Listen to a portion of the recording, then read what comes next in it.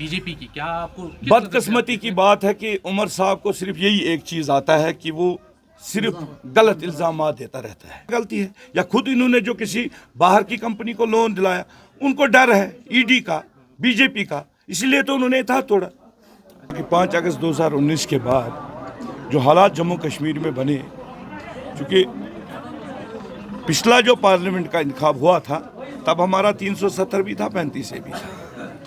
تو اس وقت جب ہم نے ووٹ ڈالا تھا مجھے یاد ہے کہ عمر صاحب ہر جلسے میں یہ بات کہتے تھے کہ آج آپ ہمیں ووٹ دو, ہم 370 اور 35 کا دفاع کریں گے.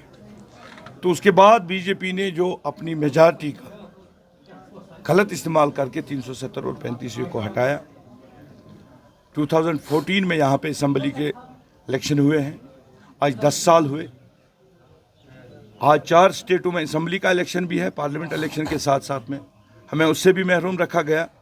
تو اس لیے آج کا انتخاب اس میں اور اس میں بہت انتر ہے. آج بات کرنی ہے کہ جو ہمارے ہزاروں نوجوان جیلوں میں ہیں, ہمارا الیکشن کیوں نہیں ہو رہا ہے یہاں پہ. ہمارا اسٹیٹ ہوڈ جو ہے, سب سے پہلی اسٹیٹ, بڑی اسٹیٹ جموں کشمیر تھی, اس کو ہٹایا گیا. تو یہ اس حساب سے تو آپ بہت زیادہ مختلف ہے.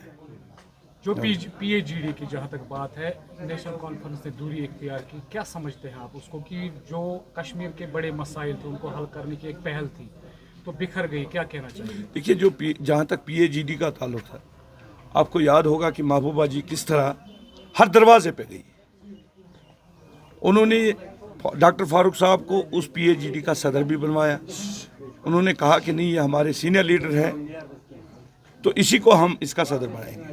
لیکن کچھ مہینے پہلے جس طرح عمر عبداللہ صاحب کی جو ایروگنس ہم نے دیکھی, پہلے تو انہوں نے یہ کہا کہ پی ڈی پی کہیں ہے ہی نہیں. جب پی اے جی ڈی بنی تھی میں بھی اس میں ایک میٹنگ میں تھا, مجھے یاد ہے, تو ڈاکٹر فاروق عبداللہ صاحب نے یہ کہا کہ ہم کیا کر سکتے ہیں, ہم تو اس جو انہوں نے ہمارے ساتھ زیادتی کی اس کا جواب ہم صرف ووٹ سے دے سکتے ہیں. اور آج وہ موقع آیا تھا کہ آج ہم مل کر اس جو انہوں نے زیادتی کی اس کا جواب اس ووٹ سے دے دیتے. لیکن بدقسمتی ہے کہ پتہ نہیں چاہے ان کا ای ڈی کا دباؤ آیا یا بی جے پی کا دباؤ آیا, تو ایک دم جو عمر صاحب کا آپ نے دیکھا کہ ان کی ایروگنس آپ نے دیکھی, انہوں نے کہا پی ڈی پی کہیں ہے ہی نہیں. بالکل لوک سبھا الیکشنز کی جہاں تک بات کریں گے تو پی ڈی پی کا جو مین ایجنڈا ہے وہ کیا ہے؟ دیکھیے جہاں تک سوال ہے پی ڈی پی کا مین ایجنڈا کیا ہے, اس وقت آپ دیکھ رہے ہو کہ جموں کشمیر میں جو 5 اگست 2019 کے بعد حالات بنے, ایک تو ہمارا جو تشخص چھینا گیا, ہمارا اسٹیٹ چھینا گیا. ہمیں امید تھی کہ جو ہم نے 3 ممبر پارلیمنٹ یہاں سے بھیجے تھے وہ اس پہ بات کریں گے پارلیمنٹ میں, لیکن انہوں نے تو بات کی نہیں.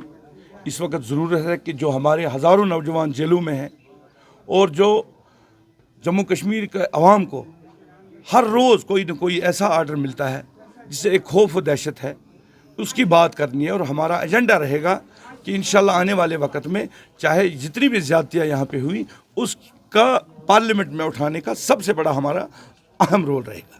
اگر حد بندی کی بات کریں گے, شمالی کشمیر کے ساتھ سینٹرل کشمیر کو جوڑا گیا, کیا آپ کو نہیں لگ رہا ہے کہ پی ڈی پی کے لیے یہ سخت الیکشن متوقع ہے؟ دیکھیے یہ کچھ بھی کرے, انہوں نے راجوری پونچھ کو ڈالا اننت ناگ سیٹ کے ساتھ. یہ ایریا جو ہے نارتھ, عوام تو وہی ہے, فیصلہ تو عوام کو کرنا ہے. ان کے کرنے سے ہمیں کوئی فرق نہیں پڑتا ہے.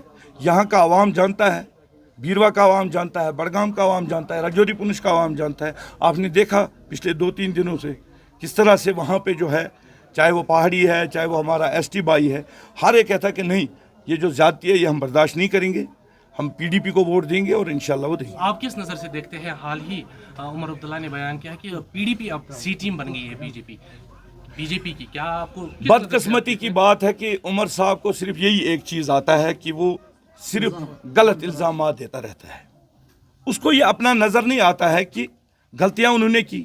ان کے والد صاحب کو کرپشن کا کیس ہے 110 کروڑ کا, جو گراؤنڈ ان کو بنانے تھے, کرکٹ سکینڈل جو ان کا ہے, بچوں کے لیے جو ان کو اکوپمنٹس لانے تھے, انہوں نے وہ پیسہ کھایا. اس میں ہم پی ڈی پی کی کیا غلطی ہے؟ یا خود انہوں نے جو کسی باہر کی کمپنی کو لون دلایا ان کو ڈر ہے ای ڈی کا, بی جے پی کا, اسی لیے تو انہوں نے اتحاد توڑا.